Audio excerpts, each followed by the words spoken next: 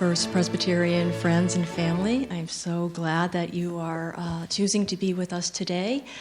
This is Sunday the 8th, and this is Exploring the Faith session, and I'm Beth Gerwig, and I'm on the Adult Formation Work Group. Modeling after our liaison, Reverend Ramirez, I'd like to just ask the Holy Spirit to be with us in this time together. To learn how to be a little more impactful on the blight of the homeless in this community. Amen. Our guest speaker this afternoon, or this early, late morning, that is from the Washtenaw Housing Alliance. She is the executive director. She also happens to be a member of this church with 3 children, and her in-laws are Barb and Dick Carlisle. I just have to throw that in because I love the connection in the community. Okay, welcome to Amanda Carlisle. All right, thank you all for having me. I didn't test this part, but hopefully I can get to that to make a click. So 1 second. Okay. So I am Amanda Carlisle. As Beth mentioned, I'm the executive director of the Washtenaw Housing Alliance, and we are a coalition of the different nonprofits and government partners that are working to end homelessness in the county. We were started in 2000, actually, by 12 of our member organizations coming together and saying we needed to have a cohesive response to homelessness in the community. And so our mission is to end homelessness, and I'll go into what that means for us. But some of the areas of work that we do are helping to coordinate the homeless system of care, so working with all of those providers to make sure they're efficient and effective in their operations. We also do some landlord engagement and outreach and coordinate that work for our member agencies while they're trying to get their clients housed. We are doing the work of outreaching to landlords and property owners and saying, do you have units available? Would you be able to negotiate with us on those rents, that kind of thing. And then we do a lot of advocacy and education, really advocating for more resources for people experiencing homelessness and housing insecurity, and also more effective policy making at all levels of government, state, federal, and local. And then we like to share data and stories and systems work in order to kind of build the public and political will in order for our community to end homelessness. So these are some of the member organizations that I had shared in the last slide with you. You might be familiar with some of them. They range from emergency shelter providers all the way through to permanent housing providers, and then providers that might not be working directly on ending homelessness, but they are working with people experiencing homelessness and housing insecurity. So some of those organizations might be ones like Child Care Network or Catholic Social Services. They don't necessarily Friends Indeed that you might be familiar with. Faith in Action, they don't necessarily provide emergency shelter or, but they provide related services for people experiencing homelessness and housing insecurity. So I think often in our community, especially, like the cerebral part of us is always like, what does it actually mean to end homelessness? And so fortunately, about 10 years ago, under the Obama administration, the U.S. Interagency Council on Homelessness defined for us what it means. So it's an end to homelessness means that every community will have a comprehensive response in place that ensures homelessness is prevented whenever possible, or if it can't be prevented, it is a rare, brief, and one-time experience. So people who are experiencing homelessness, we want it to be short, period of time of turbulence in their disruption in their lives. And we want it to be one time, that once we are able to get them rehoused in the community, that's where they remain and they don't have to experience that again.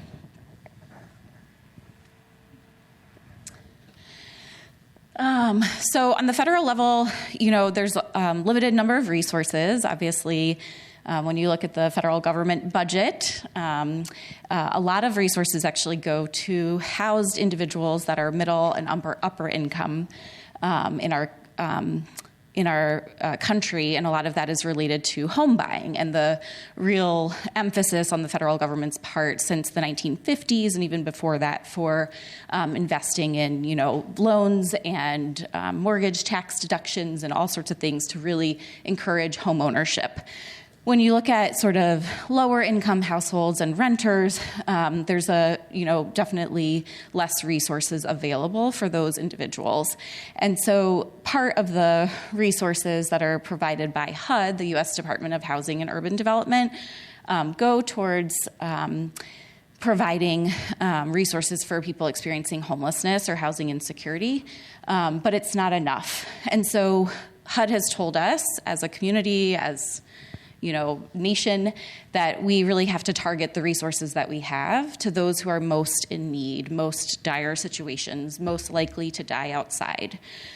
And so most of the limited housing or homeless assistance resources are actually dedicated for people identified as what's called Category 1, literally homeless. And that is an individual or family who lacks a fixed and regular and adequate nighttime residence and who lives in, that's a tent, so outside, or in a place not meant for human habitation, in a bed in like an emergency shelter situation, or in an institution where they're exiting and had previously been outside or in an emergency shelter. So you probably know folks that are precariously housed, maybe doubled up, staying with family or friends, maybe have moved around a lot and maybe never had really a lease in their name. Those are not folks that are considered Category 1, literally homeless. They are still desperately in need of affordable housing and services, but our limited resources are primarily dedicated to these folks, to folks that are outside or in kind of the most dire situations. And we do have other resources there's 4 categories of homelessness by HUD's definition. We do have resources for some of the other categories, but they're not as much as we have for folks that are in this situation. And so street homelessness or literal homelessness gets you to kind of these 2 categories of if you're thinking about it as an iceberg, and where you can kind of see the, parts of the glacial, parts of the iceberg, and then all the other pieces underneath the water that you can't see. So folks that are at risk or facing eviction, you often aren't seeing. You're not even really, I put this in shelters and transitional housing. We often don't see folks that are in shelters or transitional housing. They're not visible to the community. What we most see is people living on the streets, and that's what people recognize as homelessness. But there's all these other categories of folks that are just precariously housed or, imminently at risk of losing their housing. And so these are all of the other folks that we are not necessarily able to serve, especially in this area. We can essentially serve some of those folks with homeless resources. But that's where kind of, congregations and other, community resources are really important to be able to fill gaps in what the HUD dollars can really be used for, which are the largest dollars in the community. So in our community, every community should have what's called a coordinated entry system, so a way for people to navigate resources and services. And in our community, it's called Housing Access for Washtenaw County. And when somebody calls HAWK, they're supposed to be kind of determined to be in one of essentially 3 categories. One is that they're housed, but maybe they need more affordable housing and resources to kind of avoid facing homelessness. The second is that they're at imminent risk. They're going to lose their primary nighttime residence very soon and might be eligible for eviction prevention or diversion, what we call diversion, just kind of diverting from the homeless system of care, those resources. And then kind of the red is those folks that are in that HUD Category 1 definition that I talked about before. So places not meant for human habitation, shelter, hotels that are paid for by organizations are also in that category as well. And so folks are kind of triaged, and then they kind of work through the process. Unfortunately, we don't have a ton of resources for folks that are in the green area where they just need more affordable housing.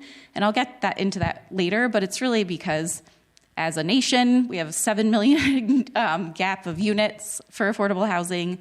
In the state of Michigan, we have over 200,000 units of affordable housing that we need to create in order to meet the gap.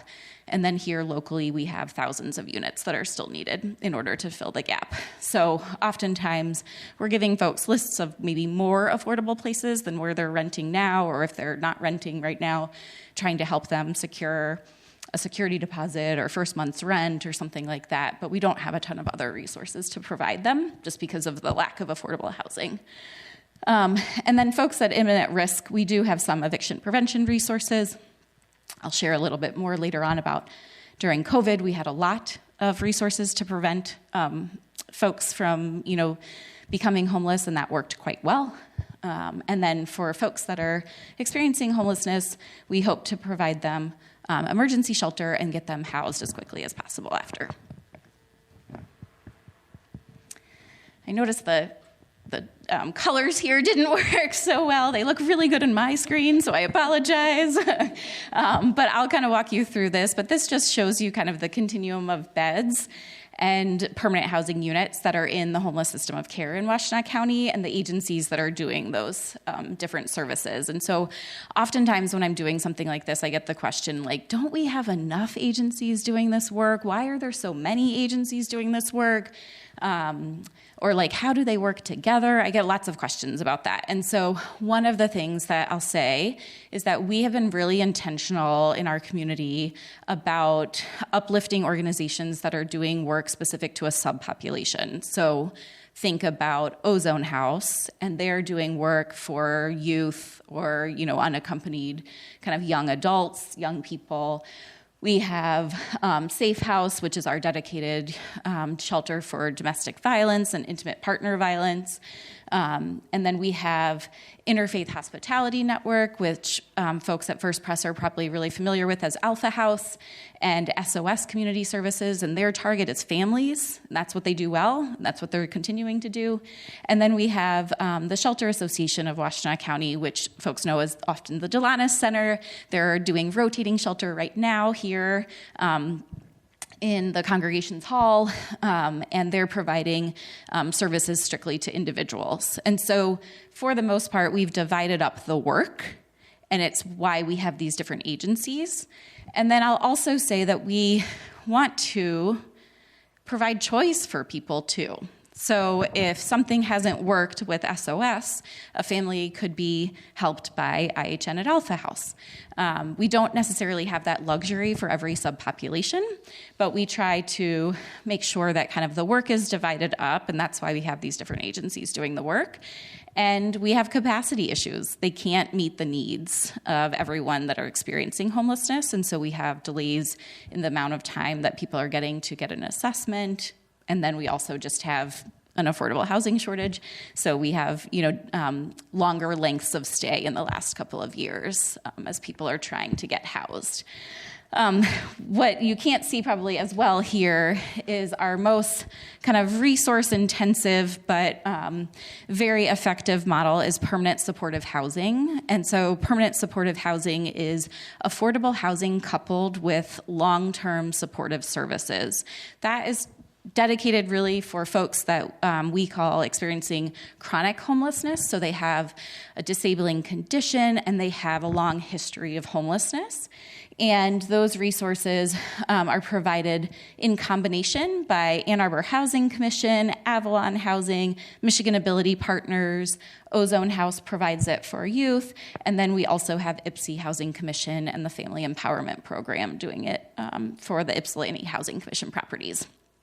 So one of the cool things that we have that's really strong in our community are strong public housing authority partners.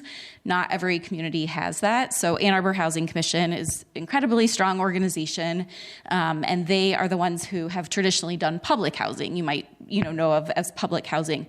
They've partnered with the homeless system of care and said, hey, let's use some of our units and dedicate those for permanent supportive housing. We'll get on-site services that are provided by another entity like Avalon Housing, or SOS Community Services, or CAN, Community Action Network, or Peace Neighborhood Center, and let's help folks, we'll give them the housing that they need, but let's help folks connect them to the resources like the childcare and tutoring and assistance with family services and mental health connection and physical health connections that they need. And so not every community. I've worked in Detroit and in Chicago, and those communities would die to have the relationship that we do with our public housing authority like Ann Arbor Housing Commission.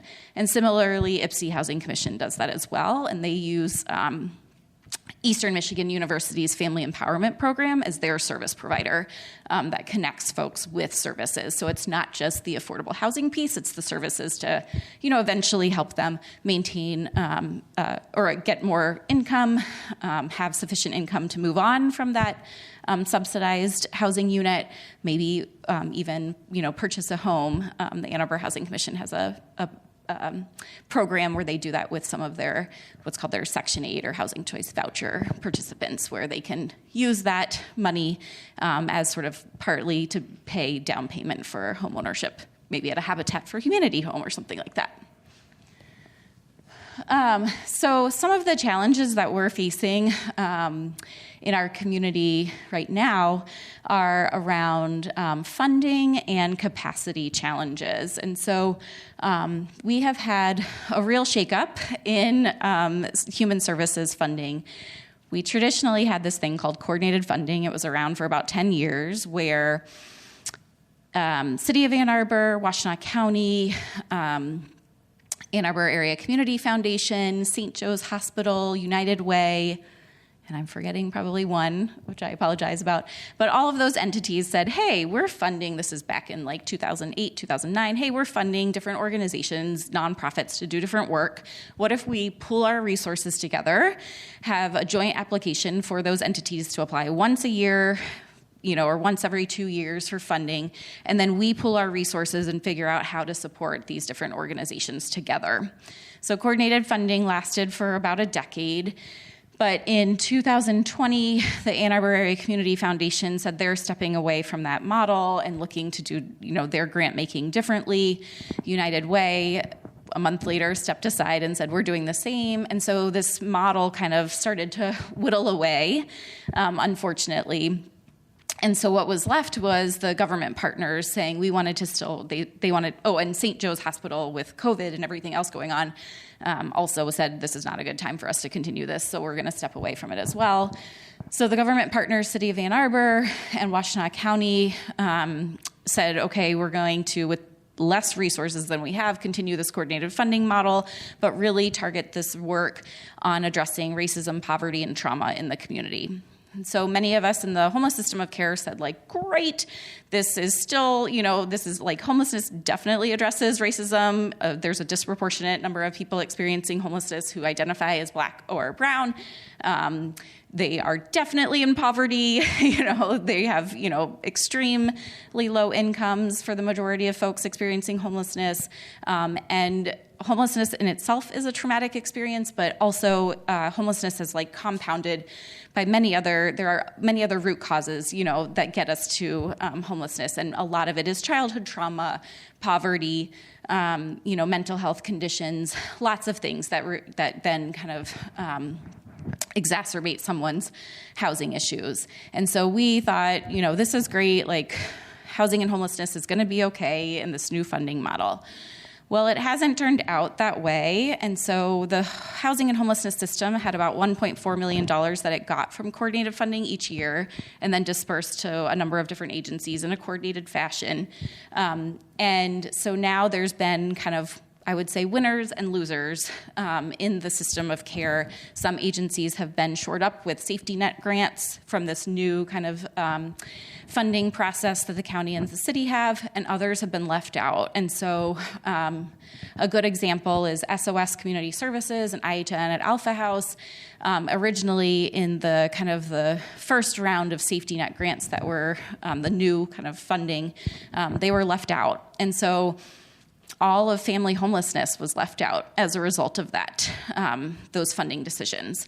We did a lot of advocacy over the last 18 months or so, and a lot of advocacy by those organizations ended up getting a little bit of an allocation into the county's budget at the end of November. And so hopefully those agencies will have some funding for their shelter in the next year. But it's been a very piecemeal funding process, and it's left a lot of organizations really scrambling to get funding to sustain their operations and continue as they have before. And then there's just been so much there's just been a lot going on with COVID. Agencies have had to change their operations. The Shelter Association, which operates out of the Delana Center, had to depopulate the shelter during the beginning of COVID, move folks into hotel rooms. That was like a new model that they quickly, adapted to.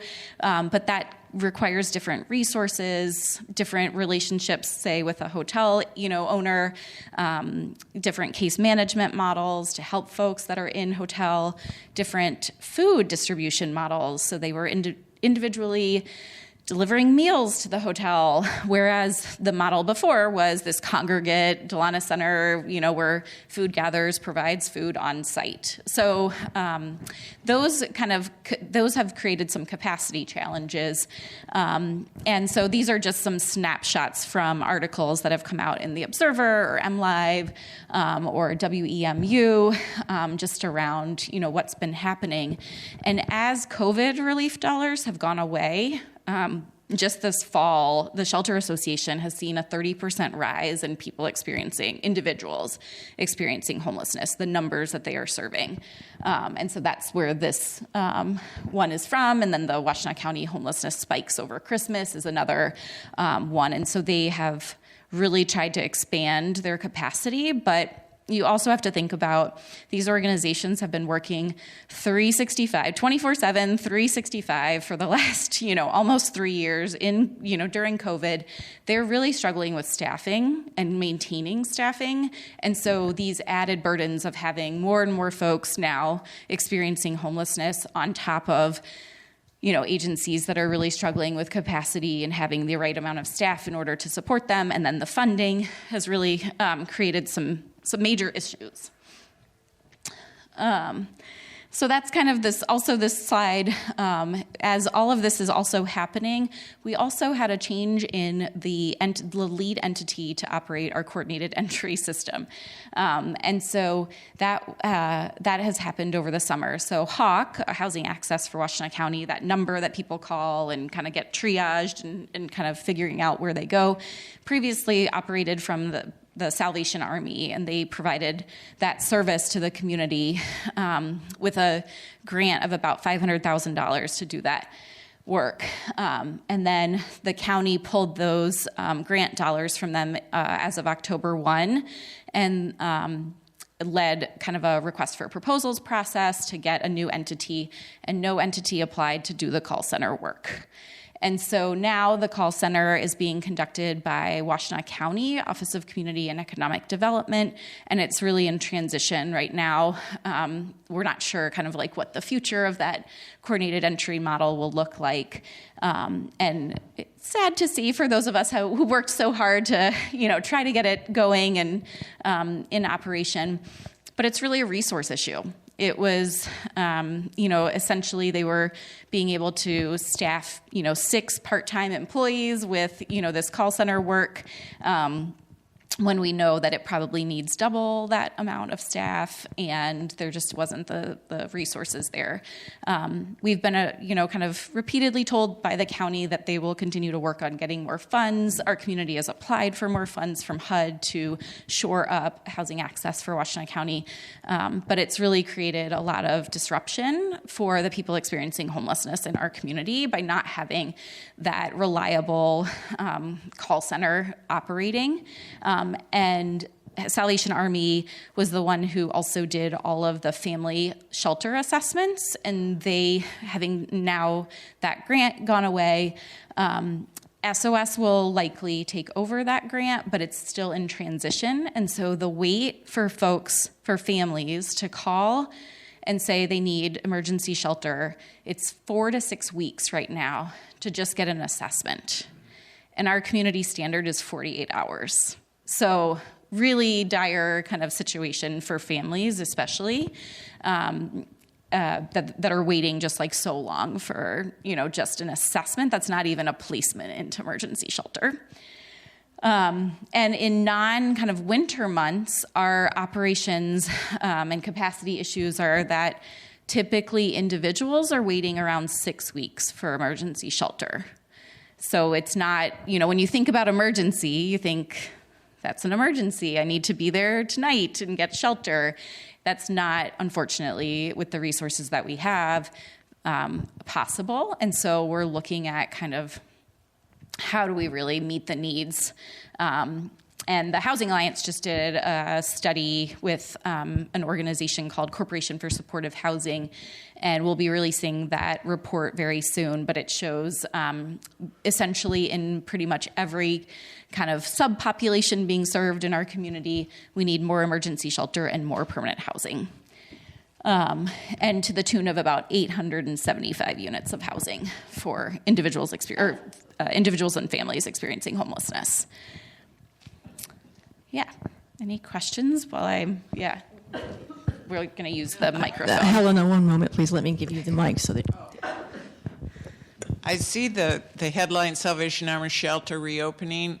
That's not the family shelter, right? That's just the veteran shelter? Yes, thank you. I forgot about that. Yeah, so compounding our family shelter issues is that the Salvation Army had a shelter called the Staples Family Center on Packard. You might be familiar. It kind of just looks like an apartment building.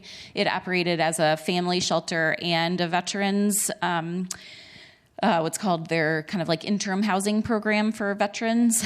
And because there were at the beginning of COVID, there were not a lot of families wanting to come into congregate shelter, and they were able to stay in place maybe with family or friends. They got the COVID relief like paychecks that they might have gotten to help them, sustain their housing for a little bit longer. There was an eviction moratorium in place. So the census or the utilization of family shelter at that time went down in 2020. And the Salvation Army operated on a per diem, a per day rate in order to keep that going, like all of our shelters do. But they were really under capacity at that point in time. Very point in time, I'll say. And so they made the decision to close down family shelter as a result. And so that was housing, maybe sheltering between 6 and 8 families at a time.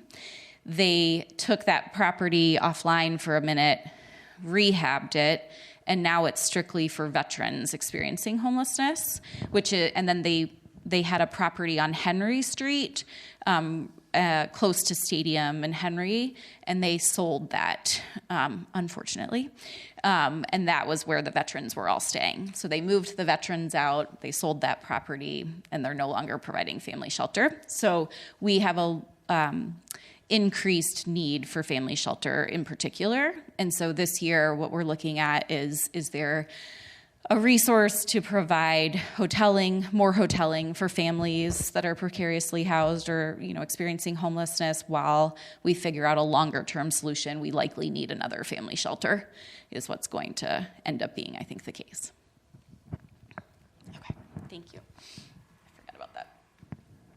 Okay, so I try not to make my talks so depressing. But despite these challenges that I wanted to share with you all, and kind of so you have a realistic understanding of what's happening here, we do have a long history of working to end homelessness in our community, and together with the data, we can prove it. And so I'll show you a little bit about the data that we've tracked over time. This is just since 2015, and the reason I'm starting with 2015 is that our community joined a national effort called Built for Zero to end homelessness. And really focus our work on veterans and folks experiencing chronic homelessness. And so this shows you in the green, kind of on a point in time, at a point in time what our homeless count was. And so in 2015, it was 372 individuals on that night in January that were identified as experiencing homelessness. The blue bar shows you those who were in shelter. So they were in emergency shelter or they were into kind of like an interim transitional housing program. The gray shows you the unsheltered population. So you'll see that, traditionally we've had more folks always in shelter than, unsheltered. That makes sense in January in Michigan as it's really cold. In communities like Los Angeles County, they're going to see the opposite. They have so many folks experiencing unsheltered homelessness. But fortunately, most folks will come inside and obtain shelter in the winter months. And so our numbers are relatively low, but in 2015, we had about 80 folks that were outside that we found. And you'll see that this number has essentially dropped over time.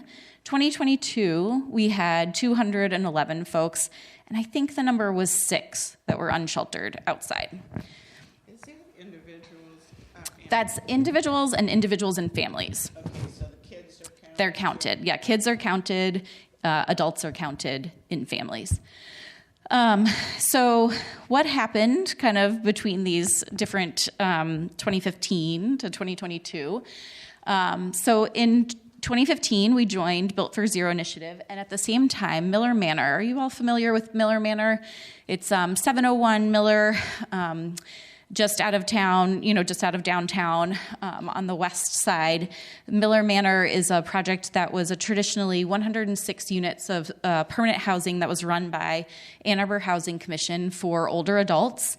And they rehabbed and renovated that building in 2014, 2015, and they applied with Avalon Housing to make it supportive housing, so that services would be on site in addition to the housing being affordable, and that half of those units would be for people experiencing chronic homelessness.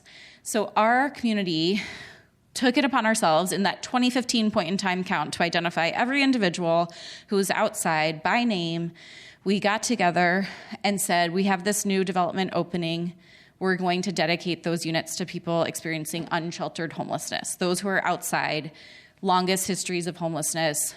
And, unfortunately, we looked at most likely to die outside if they were not provided housing. So very medically fragile, comorbid, lots of health conditions, mental health and physical health conditions. And so you'll see between 2015 and 2016 is when we housed 45 of those individuals. Well, what happened? Our number of unsheltered individuals really dropped significantly. Another turning point is that in 2020, Ann Arbor Housing Commission again opened 2 new housing developments in 2021 and kind of in 2020, 2021. And Avalon Housing, our kind of largest permanent supportive housing provider, opened Hickory Way, which is over on Maple, and it's 70 units of permanent supportive housing. And so we saw this huge drop as we were able to house additional folks in kind of the between 2020 and 2022. And so again, housing really does have an impact. As we are able to create and build more housing, we are able to have an impact on homelessness. One of the Ann Arbor Housing Commission properties is Creekside Court. It's over on Platt Road. It used to be 4 homes that were kind of set back from the road. If you're driving, it's on the east side. It was on the east side. So it was 4 homes, and then they were able to do a low-income housing tax credit development, which is kind of a fancy word for an affordable housing development using tax credits. And they were able to create and put, I think it's 32 units of housing on that site for families, and a community center on that site. So the property was just like really underutilized before, and the condition of the housing before, those houses often flooded, and they had a lot of issues as a result of like basements often flooding over there. So they were able to mitigate all of those issues with the creation of this new development, add more units. They added solar panels to the top of the units, add the community center for a place for families to be gathering and receiving services that are provided there at by CAN, Community Action Network. And so that's like one of the really incredible things has just been the ability of the Housing Commission to like reutilize their properties that they already have or properties that have been underutilized in the city.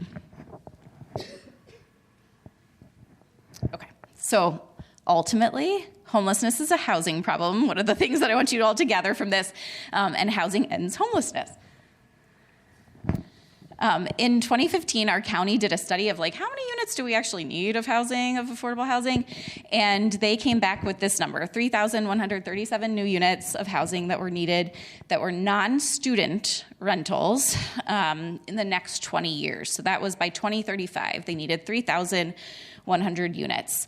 And I mentioned earlier about 875 new units are needed for permanent supportive housing. So think of that as like, part of this would be intensive supportive housing, so the affordable piece plus intensive services that are provided. Okay, and then the county has this dashboard, this lovely, beautiful dashboard that they've come out with that I encourage folks, if you're interested in learning more, kind of where the affordable housing is in our community or in the county, what kind of, you can like scroll over this dashboard. It's interactive. You can say like, I'm in Ann Arbor, what percentage of affordable housing for the county is in Ann Arbor? Or I'm in Ypsi, what percentage of the affordable housing for the county is in Ypsi? It's very cool just to be able to see kind of more visually what that looks like in our community. And so you'll see just very generally that most of the affordable housing is concentrated in Ann Arbor and then Ypsi and Ypsi Township.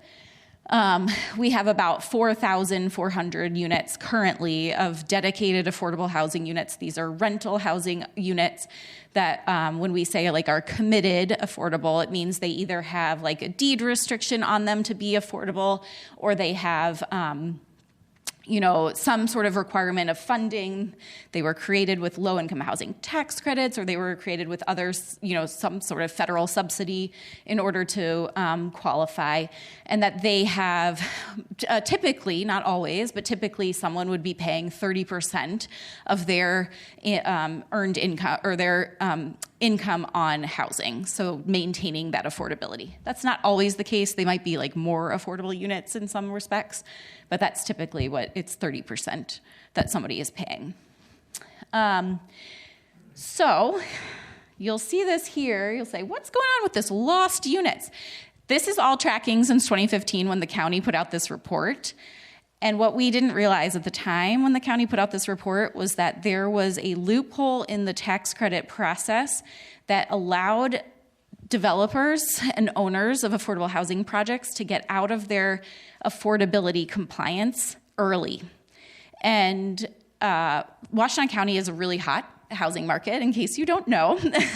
And these owners built their housing as affordable housing at some point in time and then saw that this market could bring them a lot more money. And ultimately, they pulled out their affordability, and those units went market rate. And so Cross Street Village in Ypsi is a community that was for older adults, that was affordable housing, that was lost. I think it was about 100 units that were lost. There were a number of units lost in Pittsfield Township, in Ypsi Township, to the tune of almost 1,000 units were lost. So when we looked at that number, 3137, these are the number of units we need, shortly after we realized that number was not going to work. We actually need kind of to make up for these 991 units that have been lost. So the good news, positive story, 233 new units have been created since 2015, and there are 445 units in kind of the development process at some point in the development process and should be expected to come online within the next 3 years. Some of those that you might be familiar with of the 445 are, if you know the county's farm park over on Platte Road, they are using that property to do a mixed income development, and they have 2 developers. One of them is Avalon Housing, and they'll do 50 units of affordable housing on that site. So the county basically sold that piece of land to them for like $10 or something, and they'll be able to build on that county property 50 units. There's a development that is likely going to happen in the city of Ypsilanti, and they did something similar where they had, I think it was like a tax foreclosure property that was maybe 18 or so units of housing that had caught fire. That unit or that property is going to be redeveloped for about 20 units of affordable housing. And then kind of the new units that have been created, I mentioned a couple of them already. So Hickory Way, that's on Maple Road, if you're in Ann Arbor, that just opened up for 70 units. In Dexter, Avalon Housing collaborated with Faith in Action to do a 24-unit development for families and veterans, and that opened up this year in June. And there's a few others, I guess, in there. The Ann Arbor Housing Commission ones. I think also what's not necessarily included, which I'll go into a little bit, is the city of Ann Arbor is putting about 10 of its properties to be utilized for affordable housing. And so that is going to hopefully generate about 1,500 units. But that's not going to happen in 3 years. I won't go into too much detail because I want to get to questions, but nationally, just know so we measure things in what's called area median income. It's just a kind of terminology. It basically takes the average of the income for the community or the kind of like the midpoint line, we'll say, of the community. Our area median income in Washtenaw County is pretty high, but we are looking at pretty much across the nation. If you have 100%, if you're earning 100% of the area median income, you're earning that like kind of middle of the road median income, there will be an affordable unit for you somewhere available. Once you get below 100%, there is not enough affordable housing for the folks that are in those categories of income, and especially at those who are at extremely low income. So that's 30% of the area median income. I think right now in Washtenaw County, it's about $19,000 a year of income. Nationally, it's about 36 units that are available for every 100 households that are looking for a unit. So that's just kind of, I think this graphic kind of just like, for me, really shows like, okay, this is where you have the point at which there is no more affordable housing for everyone under 100% of area median income. So some solutions, wanted to get to some of the solutions that we're doing. They kind of go into 3 different areas, I would say. So zoning, regulatory, and funding, and development. So zoning and regulatory changes are really necessary, not just in Washtenaw County, but across the country, in order to get us to have more housing, more dense housing around kind of transportation centers, all of the things that might be needed for somebody who is low income and maybe doesn't have a car, can't live out really far, needs to be close to services and jobs, that sort of thing. And so some of the things that the local communities have done is Ann Arbor recently adopted what's called the T1 Transit Supported Zoning District. They are hoping to create more housing along transit corridors. So think Washtenaw, kind of like Eisenhower, Stadium, and kind of Pauline area on the west side. They're changing the zoning to allow for more mixed use, meaning a commercial use and a housing use could be in one property, and that there could be more density, there could be more building on top. So it's not going to be maybe like, if you look on Stadium, kind of, and Pauline, there's like a lot of, one-story buildings or like kind of strips, shopping strips, and kind of where Little Caesars and Baskin Robbins and all those kind of places are. Well, think in 20, 30 years, if those were redeveloped as 3 stories with 1 story of the commercial use on the bottom or office or something, and then 2 or 3 stories above that to allow for more housing. So that's not going to get us affordable housing likely, but it's going to get us more housing. And the more that we have of the housing that we have in the community, then we will start to hopefully see some prices go down, or what was kind of more higher end housing 10, 15, 20 years ago, if that starts to happen and there's new development going on, maybe that becomes more affordable over time. The other thing is accessory dwelling units. So again, this is kind of low-hanging fruit in terms of getting us more affordable housing. But the city of Ann Arbor, that was one of the first things they enacted since the 2015 report. And they said, we'll do accessory dwelling units. Those are considered like granny flats or mother-in-law suites. Those are kind of like additions to your own housing, or kind of turning a basement into an apartment, turning kind of like a second floor or a kind of over a garage space into an apartment. Typically smaller, more affordable units that are going to be created through accessory dwelling units. Or alternatively, some folks are wanting to build those so that they can age in place and live where they, maybe live where they want to be in their home, and then rent out the larger space for a family or something like that. So Ann Arbor has enacted that. They've changed it once already. There's their zoning ordinance around accessory dwelling units to try to get more. And then Ypsilanti is working on that as well. And I know other communities are looking at it. I think like Dexter and Saline and some other communities are also looking at just being able to add a little bit more density. Funding for affordable housing is huge. And in 2020, we worked really hard to get the City of Ann Arbor Affordable Housing Millage passed. And we got that millage passed, and the idea was to develop some of the units on publicly owned land so that we weren't paying for the land. We were going to just build on the land. And so with the model that we kind of created, we think that we can support about 1,500 units over the next 20 years with that millage, that we'll be able to provide 1,500 strictly affordable units. And so the idea is that there are about 11 properties that the city of Ann Arbor City Council looked at. This one is right next to, adjacent to the Blake Transit Center. It's the old Y lot, if you're familiar with that, which had 100 kind of like single room occupancy units before, and just north of, or just east of it, I guess, is the downtown library, and then north of it is the Blake Transit Center. The Ann Arbor Housing Commission is looking for a developer to join with them to develop this property. It'll be in likely 2 phases, and it'll be about 400 units of housing that they'll be able to create.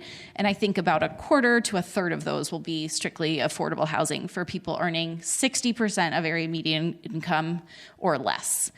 So lots of work going on with the city and being able to address kind of the affordable housing crisis that we're in. And then there's also been local actions recently to kind of meet both our affordable housing goals, but also just the immediate goals that we have around ending homelessness. And so one of those examples is the City of Ann Arbor used their COVID American Rescue Plan Act, ARPA dollars are what they're called, and they made recommendations to put several $1 million into property acquisition for affordable housing, and also housing for homeless households, so being able to partner with some other organizations to provide housing for individuals. And then they put in about $1.6 million for coordinated funding support, so to increase the amount of support that I was talking about before, that was like that decade-long coordinated funding model that had lost some kind of private dollars. So City of Ann Arbor said, we'll, kind of invest in that as well. So that was really great news. There's the county, Washtenaw County, used their ARPA dollars. They had about $71 million, and hardly any went to housing. So I'll just say that. Hardly any went to any sort of homeless service or affordable housing project. They did invest one project for affordable housing home ownership in city of Ypsilanti, which is really exciting. And that'll be, I think, about 40 homes that will be built in city of Ypsilanti with some of those dollars. But no other dollars were really supported with the county dollars, which we were disappointed with. And then another solution is just like preserving affordable housing that we do have. So not going backwards like we did with the 991 units that were lost. The Ann Arbor Housing Commission, again, our awesome public housing authority, they purchased Lurie Terrace. If you're familiar with that, it's the kind of high-rise just on 600 West Huron, kind of just west of downtown. And it's a high-rise for older adults and folks with disabilities. I think it has maybe about 100 units of housing. That property was going through some issues with like tenants and management and lots of issues. And we were really worried that that property, because it's so close to downtown, it's walkable to everything, it's really, wonderful real estate. We were really worried that it was going to go market rate at some point. They were really maintaining affordability out of the goodness of their heart at that point. And so the Ann Arbor Housing Commission met with them and were able to take on management and kind of buy the property. So I want to say they spent like $4 million to buy this property, and are able to now maintain it. The board that was operating Lurie Terrace wanted it to be affordable housing ultimately, and so they worked with the city and Ann Arbor Housing Commission in order to do that. So that's really great, and one of the things that we're also working on in the entire county is just identifying those properties that might be privately owned, no longer have an affordability commitment per their funding or the way that they're operating, and really trying to preserve those units that we can. And then we're just seeing a lot in terms of the need to ensure protections for renters right now. Rents are going up 10, 20, 30, even 50% in some cases. And we are really trying to figure out ways in which we can ensure that, rents can be stabilized over time, and then also that there are protections in place for people that have maybe what's called a housing choice voucher, Section 8 voucher that folks might know about, where somebody can rent in the private landlord setting. There are certain communities in the county that have protections in place that landlords can't just flat out say, I don't take Section 8 vouchers. But other communities don't have those protections in place right now, and we are working on places like Pittsfield Township, Ypsi Township, where a lot of folks with vouchers are renting right now, and we are hopeful that they won't be forced out over time, but we're really looking to them to put some kind of non-discrimination protections in place over the next couple of years, which is kind of more of the policy stuff, but it really matters in this case, especially in communities like ours. And then Ann Arbor just recently adopted a fair chance housing ordinance to really help folks who face discrimination based on criminal background. And so now it's kind of like a ban the box situation for housing in Ann Arbor, where a landlord can't ask about criminal history when we're renting their units in Ann Arbor. So this is just... You can disregard this one, but I just pulled this because it was a slide that we had recently created for a thing that we were doing in November during Homeless Awareness Week. But I think one of the few things that I just wanted to really share with you all that, our community, First Press is doing, and as individuals that we could be doing, is really to speak up especially when there are housing developments in our community that are being proposed. We can always make those developments better, but we have really suffered in our community by a lot of opposition to development at all. And so we are working with 50 years of essentially like not building enough housing over time. And so anytime that there's the ability for you or I to go out and support or send an email to city council or send an email to a township that says, I'm really excited about this development that's happening and it's affordable housing that's going to be brought to our community, those are really important things and they need to hear. Elected officials often hear from folks that are in opposition to it and not really for folks that are either mediocre, like, okay, it's fine, or that are really supportive of it. But that really speaking up and really getting housing on the agenda is really important. Volunteering for winter programs. Right now, First Press is hosting rotating shelter that's operated by the Shelter Association. And I was really excited. I went to go sign up last week, and all of the shifts for providing meals and everything were already taken, which was really exciting. We often host weeks with Alpha House. Alpha House has their space, but they really require their operations require that congregations help with meals and activities for children while later in the evening, so parents can do stuff. So being able to volunteer as best as you can. The Housing Alliance has a housing pledge on our website that just says, I support affordable housing, and we would love for more folks to sign on to that pledge. We've had City of Ann Arbor and Washtenaw County and others support it as well. We have all of our member agencies can be found on our website, whalliance.org. There's a few other things that I won't go into, but lots of opportunities if you want to connect later. And then on our website and YouTube, if you want to learn more, there's a lot of different sources. So we just held a State of Homelessness and Affordable Housing event in November, and we have all of the presentations and videos that we shared at that event on our website, and would love for you to check those out.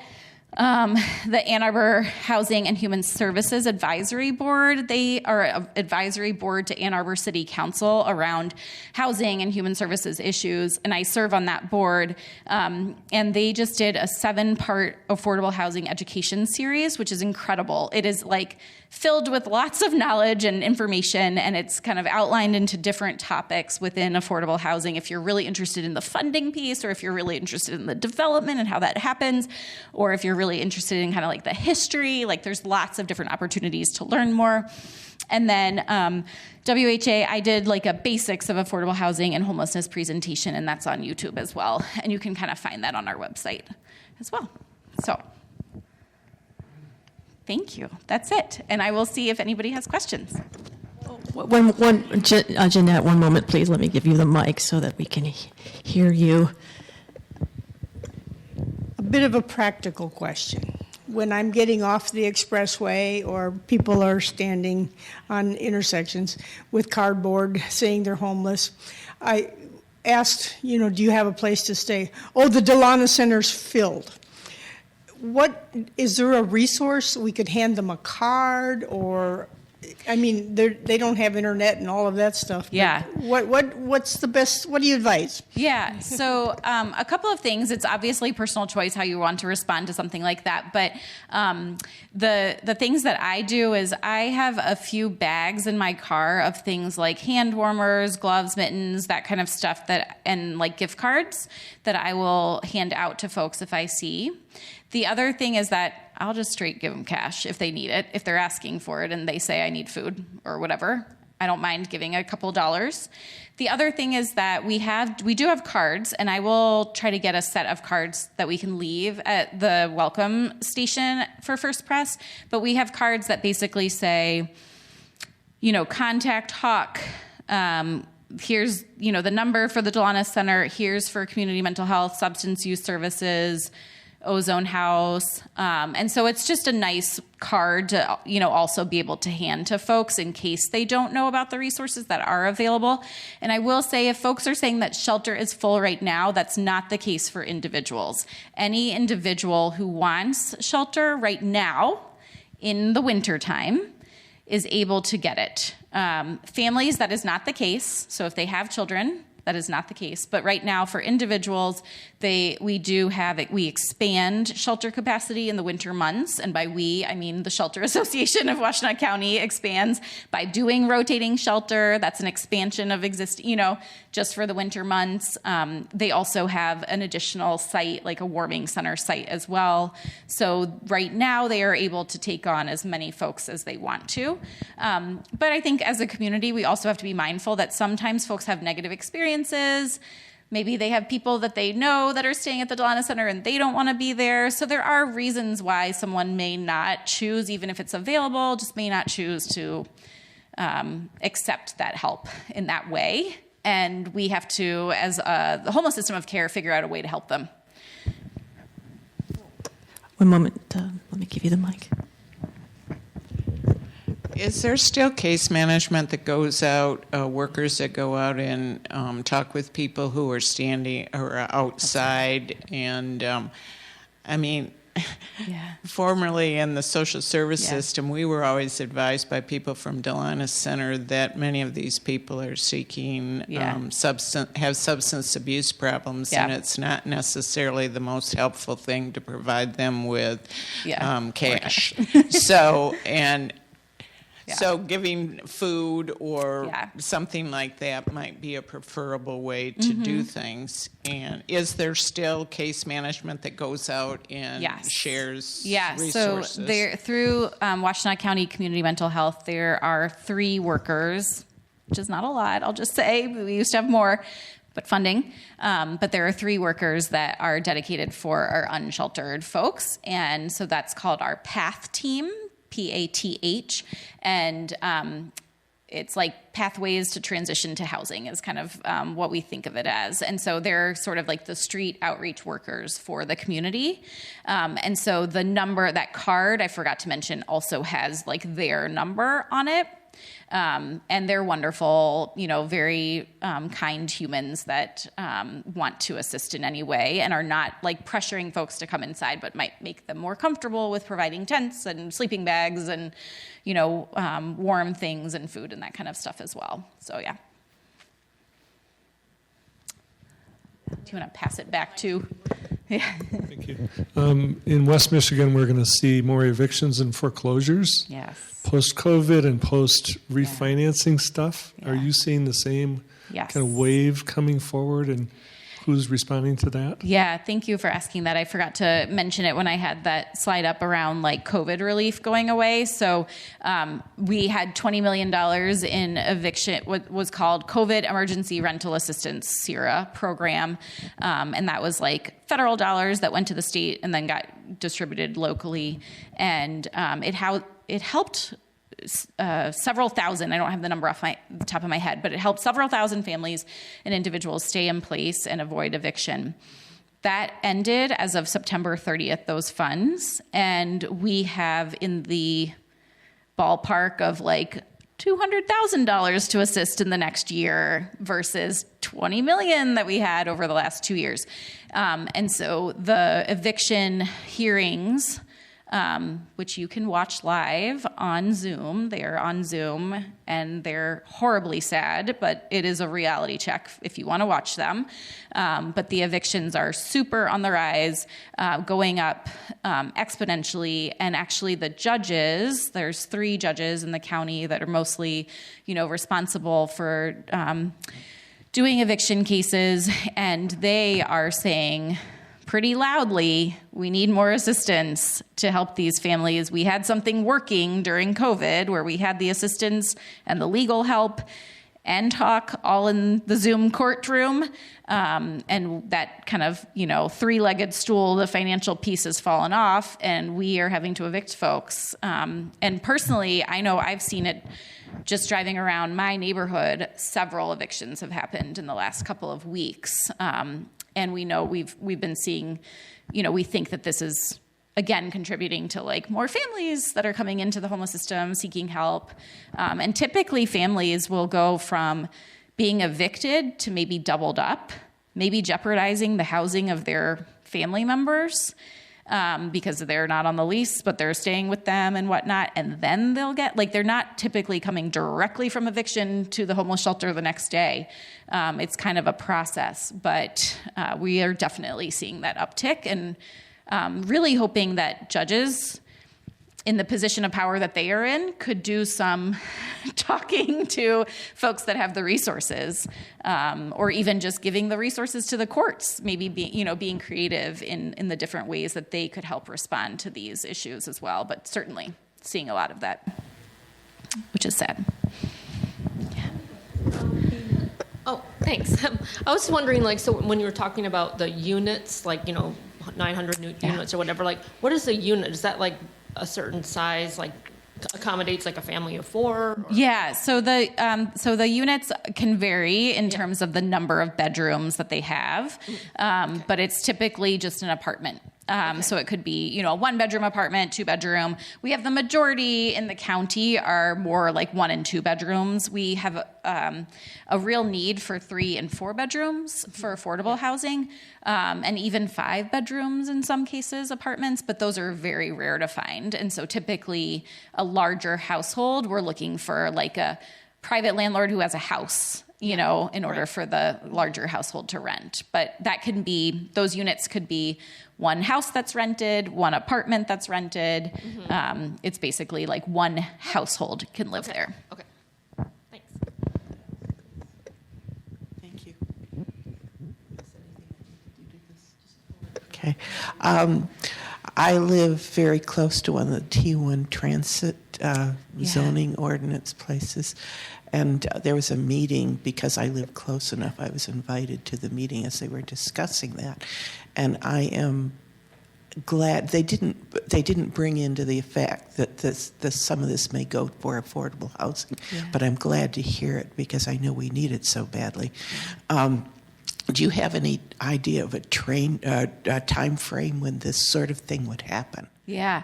So the zoning changes are tricky because they're typically relying on the private market to make those changes. And so it could be at time of ownership change, or it could be that, somebody who owns that property just wants to, start to redevelop it because maybe business isn't great, or maybe like their storefront isn't being utilized right now and they have that opportunity to change it. So the time frame for the T1 changes, I think, are going to be anywhere from a couple of years to decades later that we'll see those developments change over. And what some developers might do is end up getting a couple of parcels of land and buying up a couple. And so that might take a while, right, to convince, whatever, the Lewis Jewelers to sell, their property, or the, whatever is next to that, and kind of try to make it into a larger development. So I think it'll be a while till we see any change. Thank you. One of the things that this does is allow them to build 300 feet, which would mean adding to the top of some of the buildings that are already there. So that's another option that they can use. Yes. They are not providing a lot of spaces for parking. They are encouraging people to use public transportation, that sort of thing. It's a transition time, and we have to be flexible, and we'll see what happens with it, because every one of us needs that respect and that housing brings us. And so I'm glad to see it.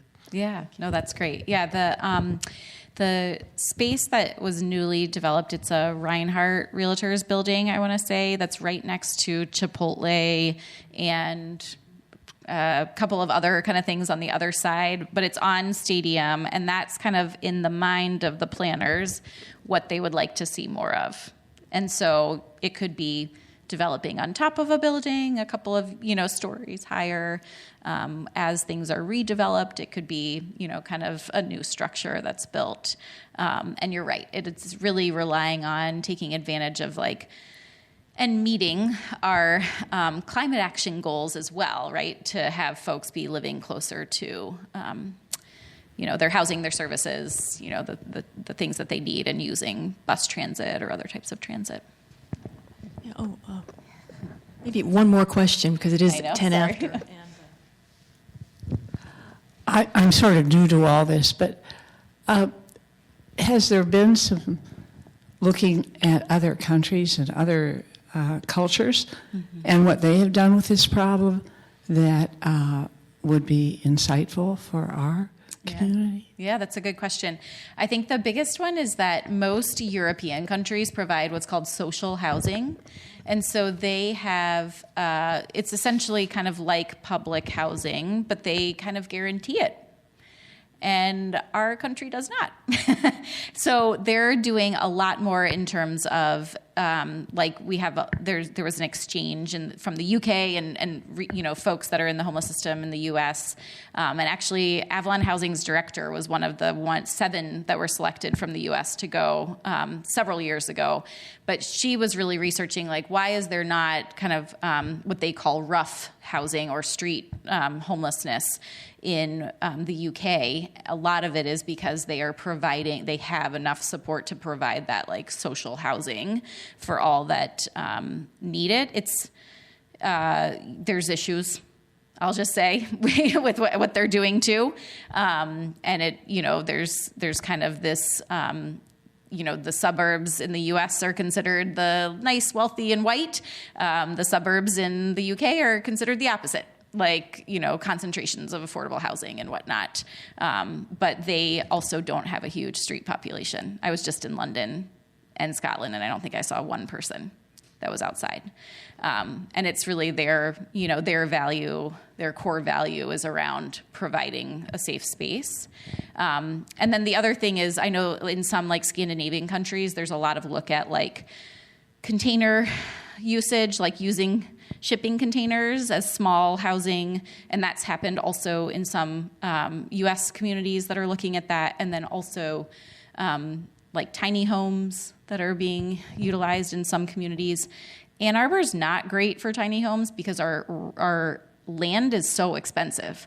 So we really do need to like continue to build up, and I know that like that rubs people the wrong way sometimes, but we really need to be able to provide more housing, and you're not going to be able to provide it with 1-acre lots that you can do 20 homes on or something. So there's different places, and there's like a lot of research. The Built for Zero initiative is really cool because it's national or international, and they have a lot of folks from Canada, Australia, and Europe that are also as part of that initiative, and they're looking at kind of how they respond to homelessness. But it's very different, the way that they're, they just have no tolerance for street homelessness, and they're saying that is not something that we will have in our community, in our first world country. Very interesting. Yeah, it sounds like there's some creative energy going on around this issue. And thank you very much for coming. Amanda Carlisle, Executive Director of the Washtenaw County Housing Alliance. Yes, thank you.